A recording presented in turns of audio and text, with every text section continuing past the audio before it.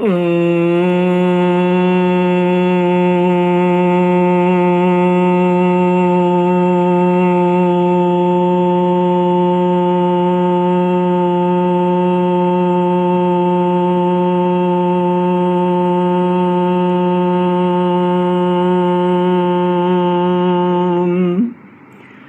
श्री गुरुचरण कमलेभ्यो नमः। श्री गणेशाय नमः। श्री सरस्वत्यै नमः। श्री विष्णवे नमः। श्री कृष्ण गोविंद हरि मुरारी, हे नाथ नारायण वासुदेव। श्री कृष्ण गोविंद हरि मुरारी, हे नाथ नारायण वासुदेव। हे नाथ नारायण वासुदेव। हे नाथ नारायण वासुदेव। हे नाथ नारायण वासुदेव। श्री कृष्ण गोविंद हरि मुरारी, हे नाथ नारायण वासुदेव। ओम नमो भगवते वासुदेवाय। ओम नमो भगवते वासुदेवाय। ओम नमो भगवते वासुदेवाय। ओम नमो भगवते वासुदेवाय। ओम नमो भगवते वासुदेवाय। ओम नमो भगवते वासुदेवाय। कृष्णाय वासुदेवाय हरये परमात्मने प्रणतः क्लेशनाशाय गोविंदाय नमो नमः। कृष्णाय वासुदेवाय देवके नंदनाय च नंदगोपकुमाराय गोविंदाय नमो नमः। सच्चिदानंद रूपाय विश्वोत्पत्त्यादिहेतुवे तापत्रय विनाशाय श्री कृष्णाय वयं नमः। सच्चित आनंद स्वरूप परमात्मा जो सृष्टि के उत्पत्ति पालन और संहार करता है तथा जीवों के आध्यात्मिक आदि दैविक आदि भौतिक तापों को नष्ट करने वाले हैं, अर्थात जीवों के मानसिक शारीरिक और भौतिक दुखों को दूर करने वाले हैं, उन श्री कृष्ण भगवान को हम नमस्कार करते हैं। श्री कृष्ण गोविंद हरे मुरारी, हे नाथ नारायण वासुदेव। श्रीमद् भागवत एकादश स्कंद अथ विंशोऽध्यायः। श्री भगवानुवाच। श्री उद्धव उवाच। विधिश्च प्रतिषेधश्च निगमो हीरीश्वरस्य ते अवेक्षतेरविन्दाक्ष गुणं दोषं च कर्मणां वर्णाश्रमविकल्पं च प्रतिलोमानुलोमजम् द्रव्यदेशवयकालान् स्वर्गं नरकमेव च। श्रीमद्भागवत 11वां स्कंद 20वां अध्याय ज्ञान योग, कर्म योग और भक्ति योग।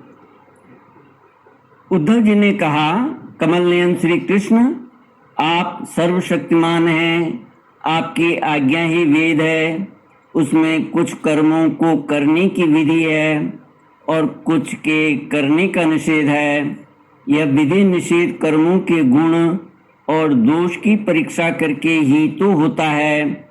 वर्णाश्रम भेद, प्रतिलोम और अनुलोम रूप वर्ण संकर कर्मों के उपयुक्त और अनुपयुक्त द्रव्य, देश, आयु और काल तथा स्वर्ग और नरक के भेदों का बोध भी वेदों से ही होता है। इसमें संदेह नहीं कि आपकी वाणी ही वेद है, परंतु उसमें विधि निषेध ही तो भरा पड़ा है। यदि उसमें गुण और दोष में भेद करने वाली दृष्टि न हो तो वह प्राणियों का कल्याण करने में समर्थ ही कैसे हो।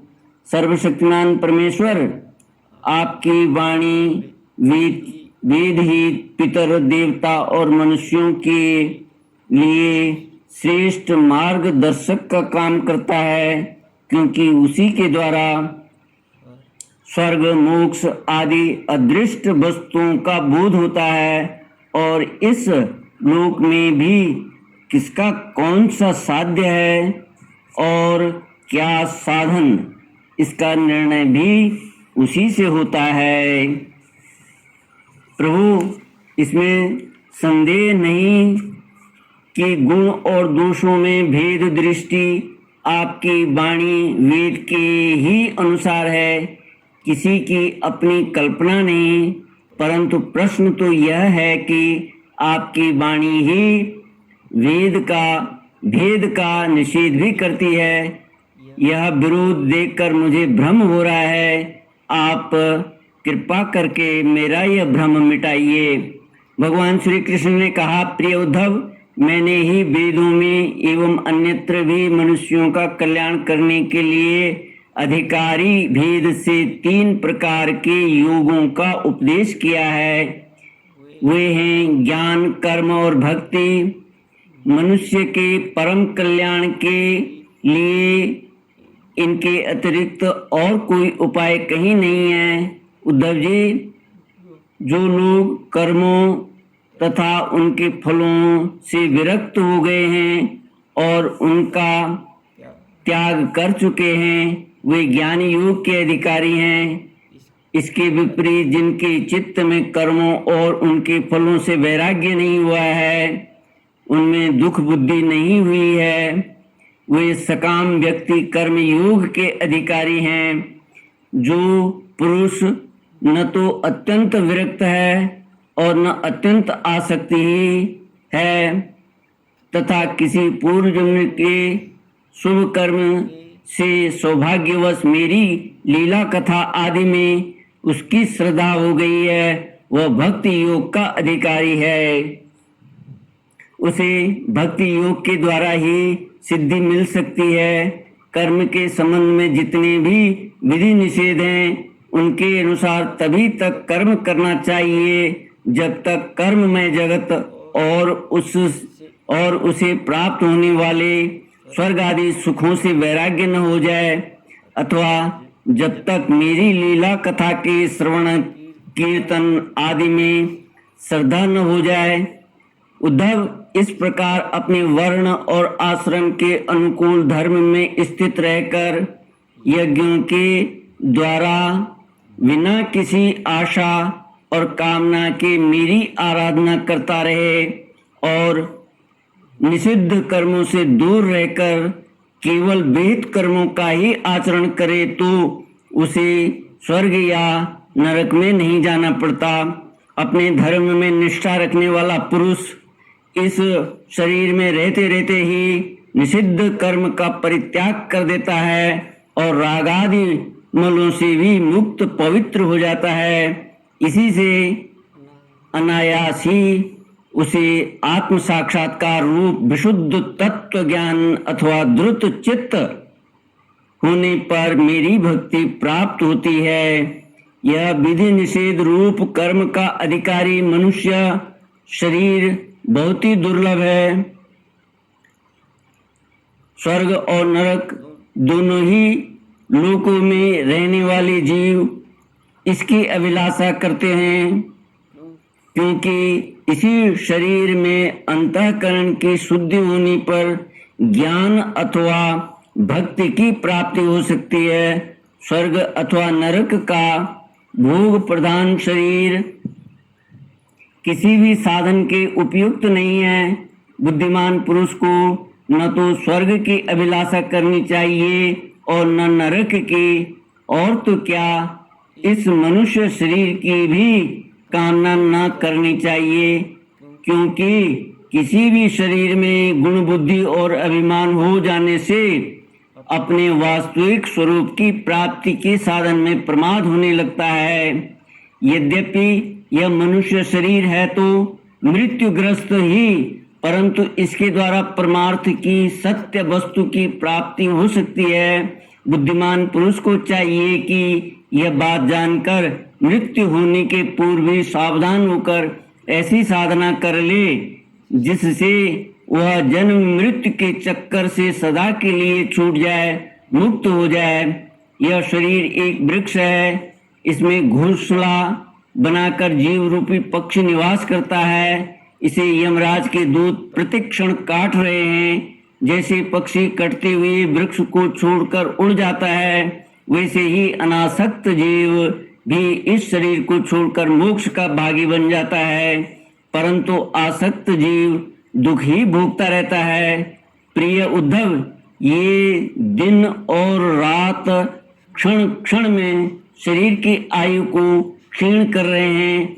यह जानकर जो भय से कांप उठता है, वह व्यक्ति इसमें आसक्ति छोड़कर परम तत्व का ज्ञान प्राप्त कर लेता है और फिर इसके जीवन मरण से निरपेक्ष होकर अपने आत्मा में ही शांत हो जाता है। यह मनुष्य शरीर समस्त शुभ फलों की प्राप्ति का मूल है और अत्यंत दुर्लभ होने पर भी अनायास सुलभ हो गया है। इस संसार सागर से पार जाने के लिए यह एक सुदृढ़ नौका है। शरण ग्रहण मात्र से ही गुरुदेव इसके केवट बनकर पतवार का संचालन करने लगते हैं और स्मरण मात्र से ही मैं अनुकूल वायु के रूप में इसे लक्ष्य की ओर बढ़ाने लगता हूँ। इतनी सुविधा होने पर भी जो इस शरीर के द्वारा संसार सागर से पार नहीं हो जाता, वह तो अपने हाथों अपने आत्मा का हनन अधा पतन कर रहा है।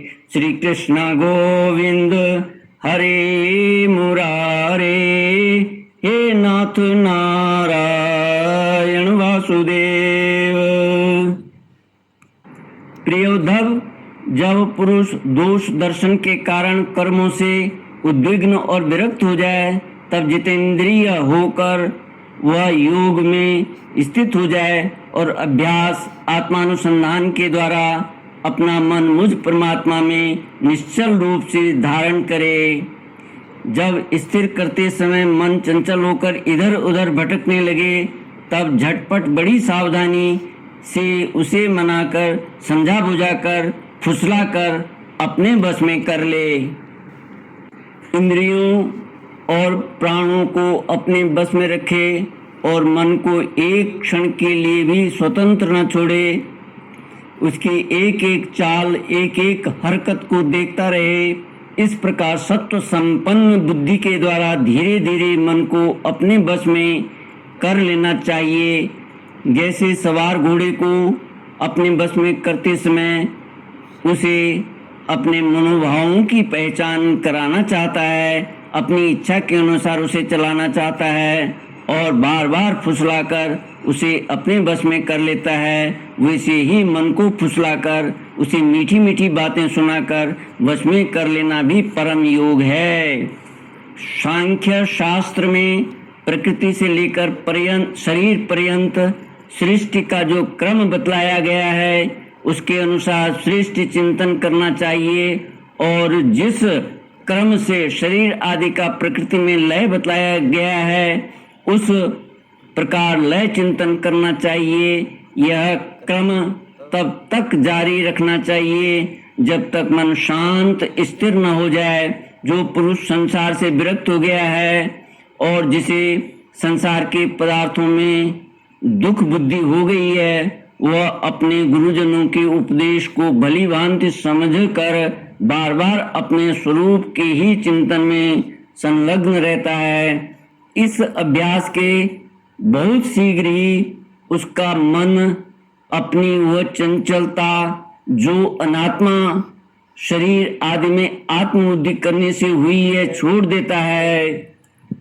यम नियम आसन प्राणायाम प्रत्याहार धारणा ध्यान समाधि आदि योग मार्गों से वस्तु तत्व का निरीक्षण परीक्षण करने वाली आत्मविद्या से तथा मेरी प्रतिमा की उपासना से अर्थात कर्म योग ज्ञान योग और भक्ति योग से मन परमात्मा का चिंतन करने लगता है और कोई उपाय नहीं है। उद्धव जी, वैसे तो योगी कभी कोई निंदित कर्म करता ही नहीं, परंतु यदि कभी उससे प्रमादवश कोई अपराध बन जाए तो योग के द्वारा ही उस पाप को जला डाले।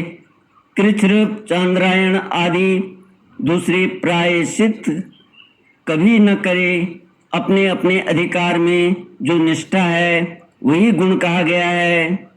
इस गुण दोष और विधि निषेध के विधान से यही तात्पर्य निकलता है कि किसी प्रकार विषयासक्ति का परित्याग हो जाए, क्योंकि कर्म तो जन्म से ही अशुद्ध हैं, अनर्थ के मूल हैं। शास्त्र का तात्पर्य उनका नियंत्रण नियम ही है।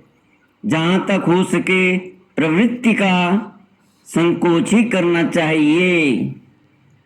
जो साधक समस्त कर्मों से विरक्त हो गया हो, उनमें दुख बुद्धि रखता हो, मेरी लीला कथा के प्रति श्रद्धालु हो और यह भी जानता हो कि सभी भोग और भोग वासनाएं दुख रूप हैं, किंतु इतना सब जानकर भी जो उनके परित्याग में समर्थ न हो, उसे चाहिए कि उन भोगों को तो भोग ले, परंतु उन्हें सच्चे हृदय से दुखजनक समझे और मन ही मन उनकी निंदा करे तथा उसे अपना दुर्भाग्य ही समझे। साथ ही इस दुविधा की स्थिति से छुटकारा पाने के लिए श्रद्धा, दृढ़ निश्चय और प्रेम से मेरा भजन करे।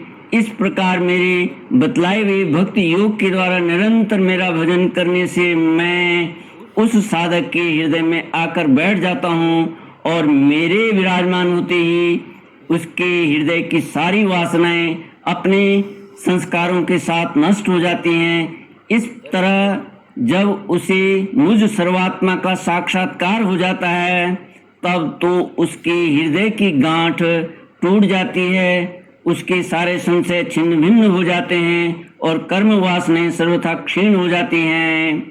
इसी से जो योगी मेरी भक्ति से युक्त और मेरे चिंतन में मग्न रहता है, उसके लिए ज्ञान अथवा वैराग्य की आवश्यकता नहीं होती। उसका कल्याण तो प्रायः मेरी भक्ति के द्वारा ही हो जाता है।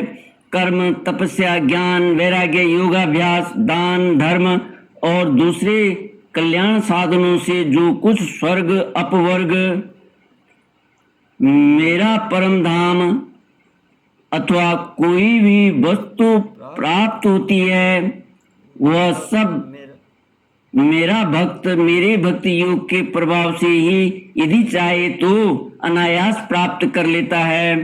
मेरे अनन्य प्रेमी एवं धैर्यवान साधु भक्त स्वयं तो कुछ चाहते ही नहीं। यदि मैं उसे देना चाहता हूँ तो देता भी हूँ, तो भी वह दूसरी वस्तुओं की तो बात ही क्या, वे कैवल्य मोक्ष भी नहीं लेना चाहते। उद्धव जी, सबसे श्रेष्ठ एवं महान निश्रेयस परम कल्याण तो निरपेक्षता का ही दूसरा नाम है।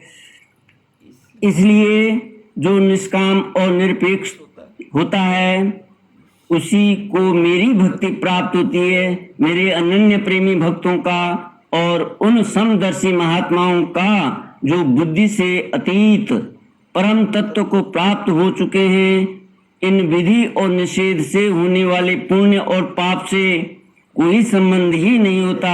इस प्रकार जो लोग मेरे बतलाए हुए इन ज्ञान भक्ति और कर्म मार्गों का आश्रय लेते हैं, वे मेरे परम कल्याण स्वरूप धाम को प्राप्त होते हैं, क्योंकि वे परम क्योंकि वे पर ब्रह्म तत्व को जान लेते हैं। श्री कृष्ण गोविंद हरे मुरारे, हे नाथ नारायण वासुदेव।